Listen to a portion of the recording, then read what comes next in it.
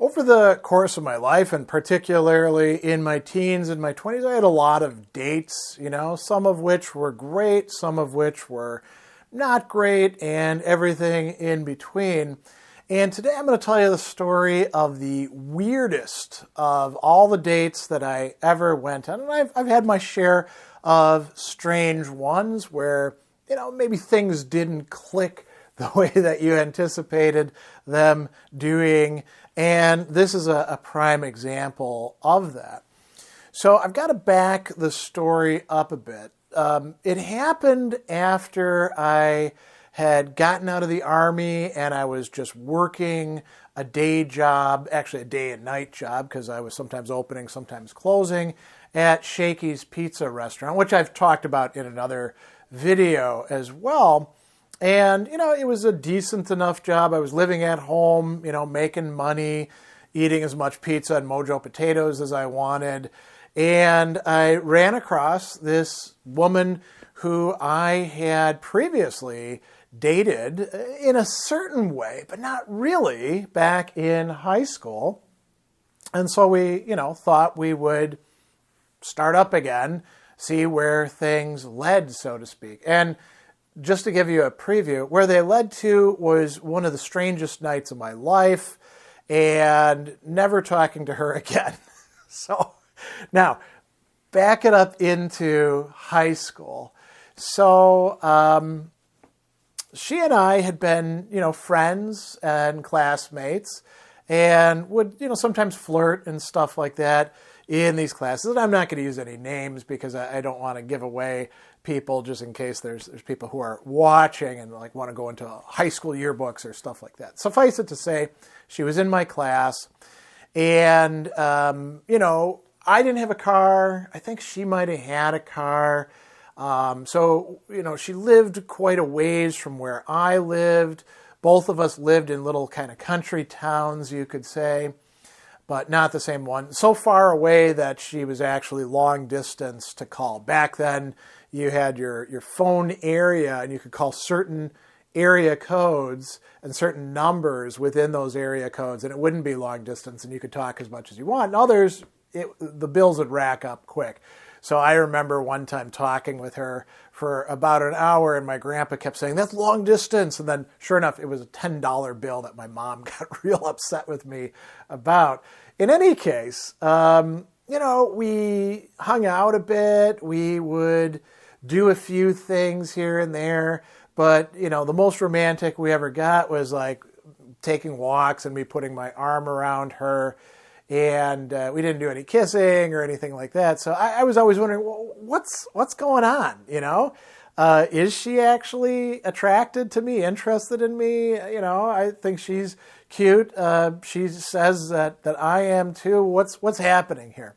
And, the answer to it, I think, becomes evident later on. So in any case, we end up, just kind of parting ways in high school. I think this is probably my junior year, maybe, towards the end of it. I remember taking walks with her. She came and visited me at our place out, just north of Wales, and we'd walk along the trails and stuff like that and talk and stuff like that. So anyway, that is in the past.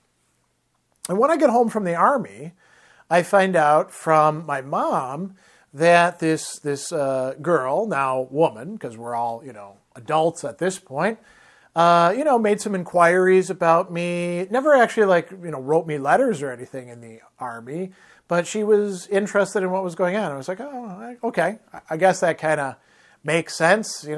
Small world, people every once in a while stay on top of things. My mom's number hadn't changed, so why wouldn't that be the case? And then I'm working at Shakey's, and one day she comes in, and I was like, look at her, and I was like, oh, yeah. And she looks at me, and this happened with a couple other people, some of my old neighbors, some other people I'd gone to high school with, because it's a small area, right? I was in Waukesha, which was kind of a hub at the time for all these tiny, smaller towns around it. And we start talking, oh, you've been in the Army, you got out, what are you doing? I think maybe she'd gone to a local community college, but she was actually working at another restaurant that was just, down the road and across the highway from where I was working.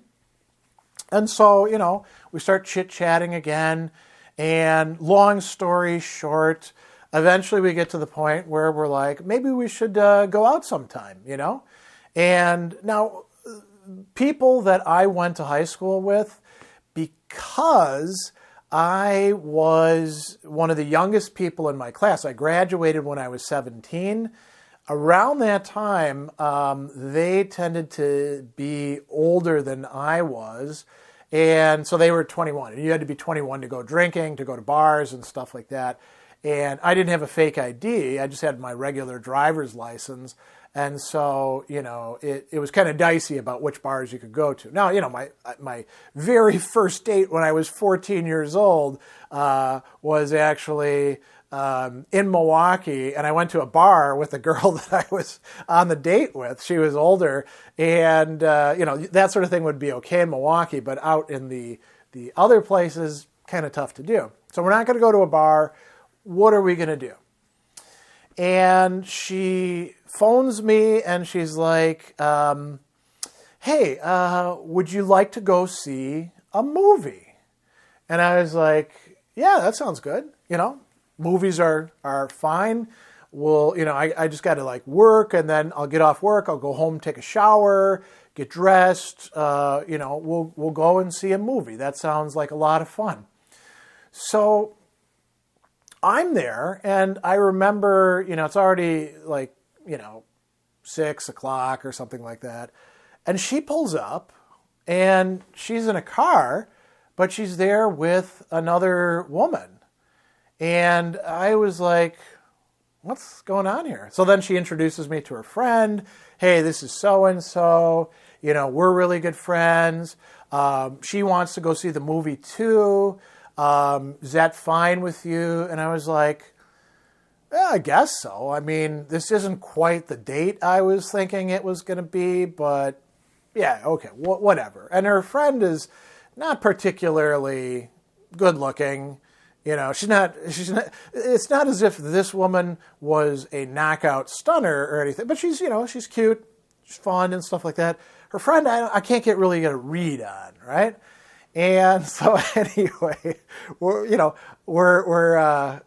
getting in the car, and I figure we're just going to go down the road to West Point or West Town in Waukesha and go see the movie. And we get on the highway, and we're driving into Milwaukee, and I was like, where are we going?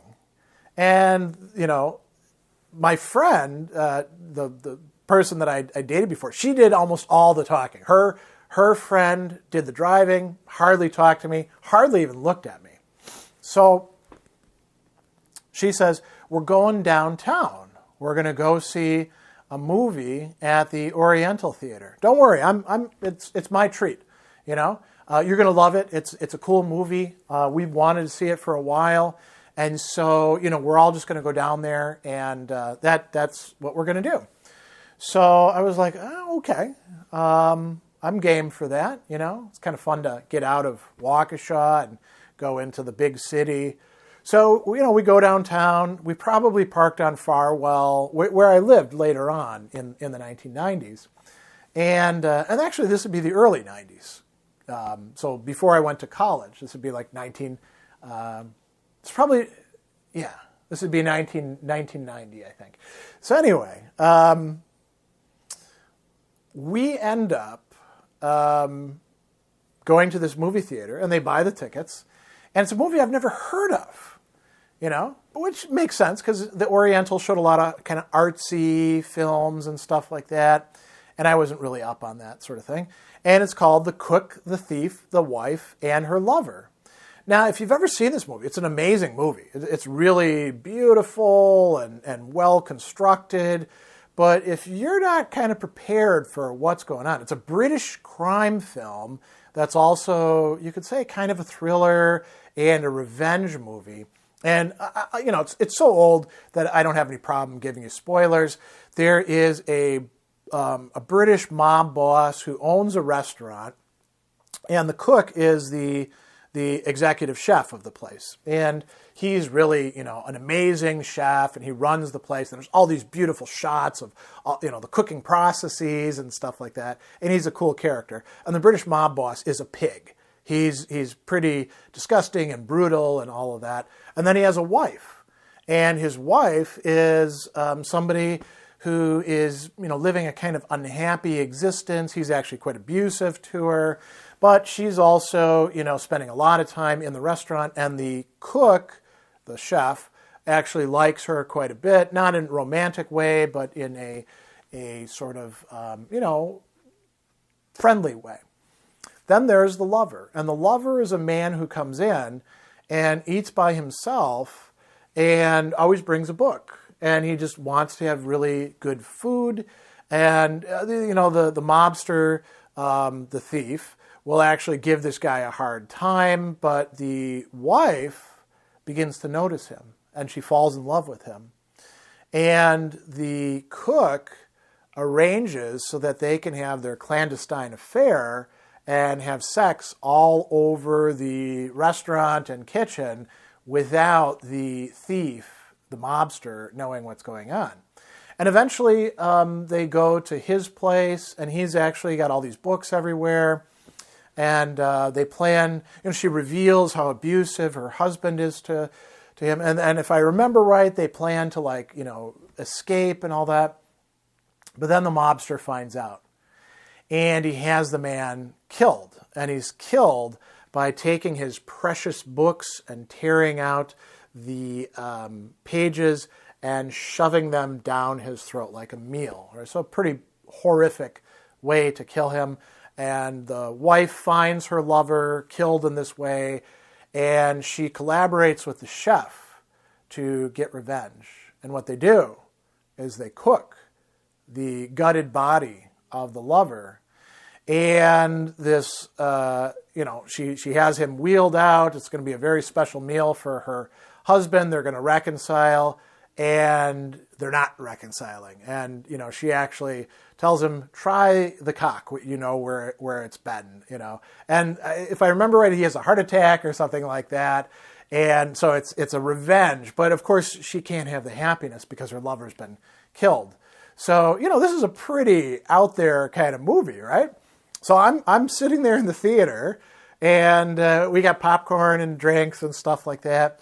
I'm sitting on one, aisle seat, and then my supposed date, is sitting right next to me, and then this other woman who she's brought along is sitting next to her.